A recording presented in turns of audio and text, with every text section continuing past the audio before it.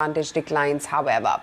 But as COVID wreaked havoc on the hospitality sector, Goa remained a hotspot with tourists flocking in Delta Corp, India's leading and only publicly listed casino and gaming company, reaping the benefits of the same. Avan, in fact, spoke with the casino czar, Jaydev Mody himself, the chairman at Delta Corp, about the COVID impact, cash management, the Daman casino license, and the new integrated resort as well. So November was like 60% of our pre-COVID numbers. December was roughly 80%.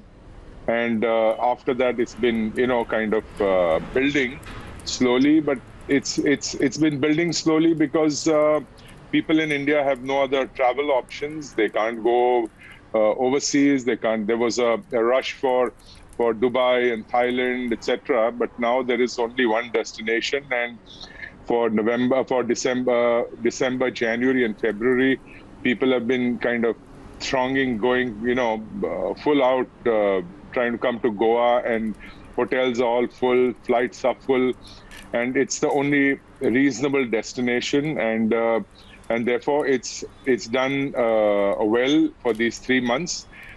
And going forward, I hope that there is no second wave, and we are able to contain it with the vaccines or with people being aware and wearing masks and doing social distancing and being careful.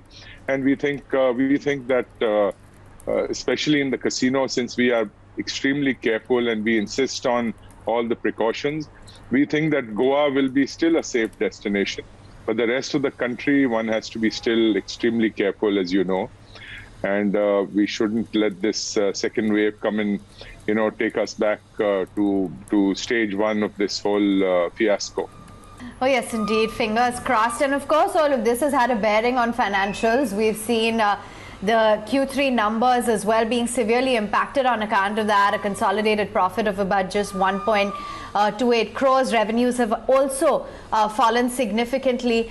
Just walk us through the quarterly earnings and when you see your overall business reviving. Of course, it's very difficult to crystal ball gaze at a rough time like this, but what's the sense or the strategy in place?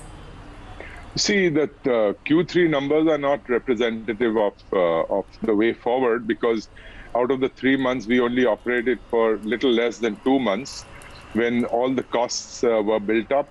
And it was a startup, and we were trying to get staff back, people who had gone back to their homes, people who were not able to come back to work, etc. And therefore, the Q3 numbers, just making a profit in Q3 under all these circumstances, I think was incredible. But going forward, I think now we are fully staffed.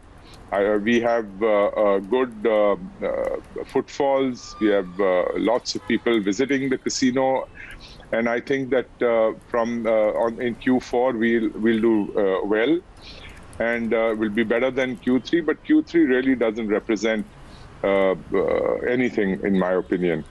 Q1 and Q2, the load of Q1 and Q2 we carried right up to the end of December. And just the fact that we've been able to make a profit was, I think, a big deal.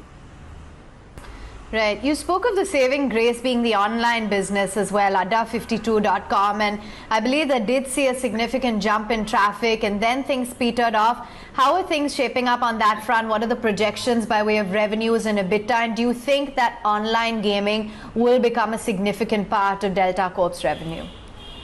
The first quarter was good because the lockdown was complete and people were at home, and we saw a significant jump in revenue. But from the second and third quarter, it again flattened to pre-COVID levels, and we think that it'll stay kind of flat for the moment. But the business on an overall annual basis is growing. It's growing slowly, and we think it's a good business for the future. It is the future. There's a lot of stickability based on kind of habits changing, and people have gotten used to playing online. And we think that the business will grow.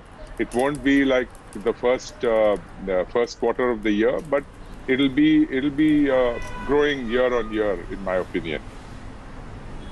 Okay, what's happening with respect to Daman, casino licenses, and how are things shaping up?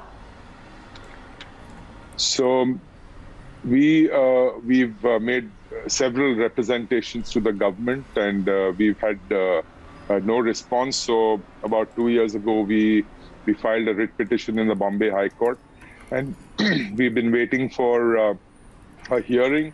And when COVID started, again, it became the hearings became online. There were the bench felt that there were more pressing matters, and therefore we could never come on board.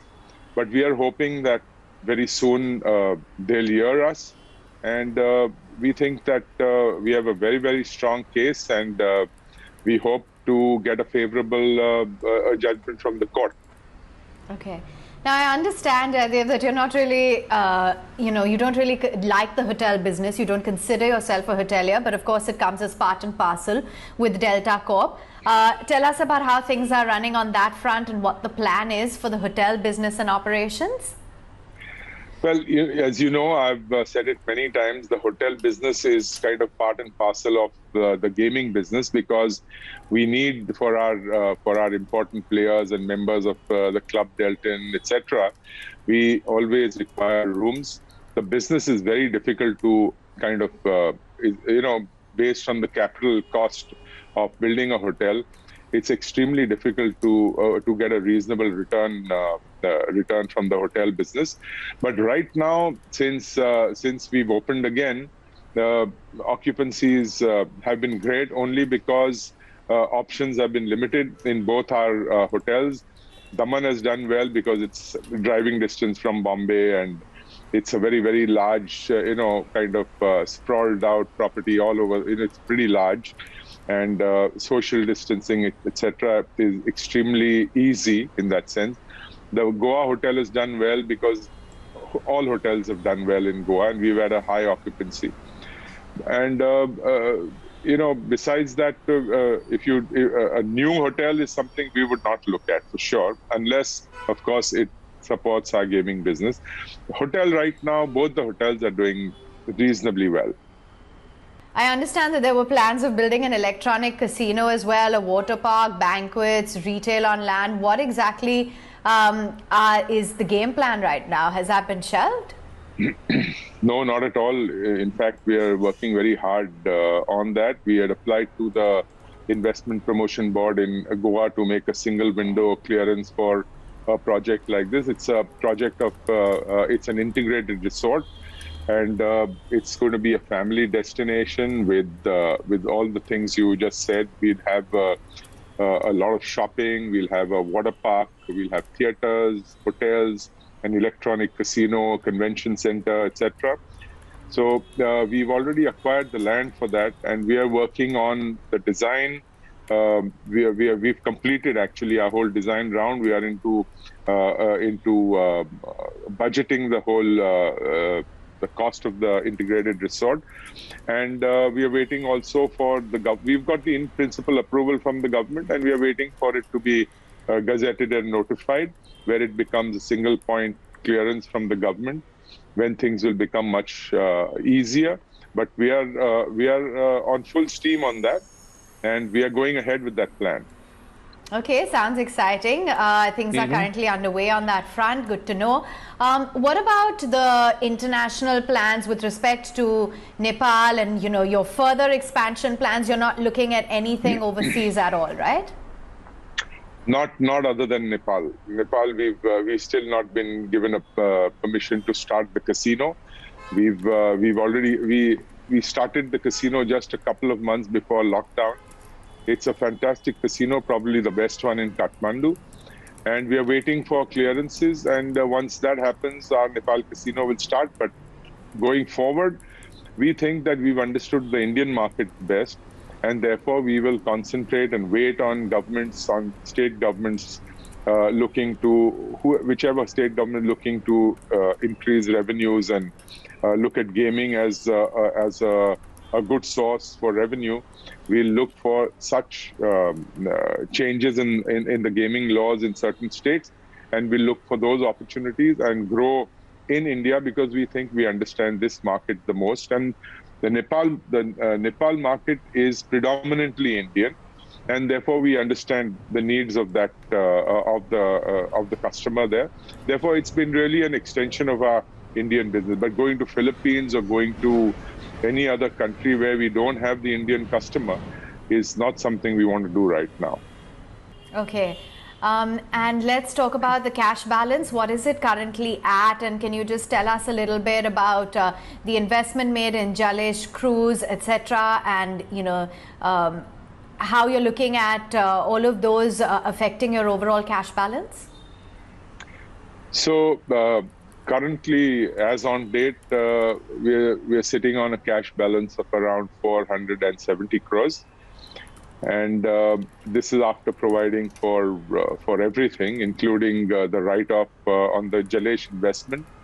It was being run by the Z Group, and because of the pandemic and the high costs of just the sitting costs are very, very high. The fixed costs were extremely high, and we didn't want to put in any more money. Our interest was limited to the investment and tying that up with the running of the casino there. And unfortunately, the business didn't do well, and we had to write off the amount, which we did much earlier. We did it in the last quarter, I think, of last year. But that's on the Jalesh investment. Our cash balance is after all our costs, after providing for license fees, after providing for the write-off in Jalesh. Okay, and finally, what's the vision ahead for Delta Corp? What about the new Goa airport? How is that going to affect, your business in any way? And where is it? What, kind of a message would you have for your shareholders? So the new airport is extremely exciting. We've been waiting for it for, it's been in the works for more than 10, 15 years.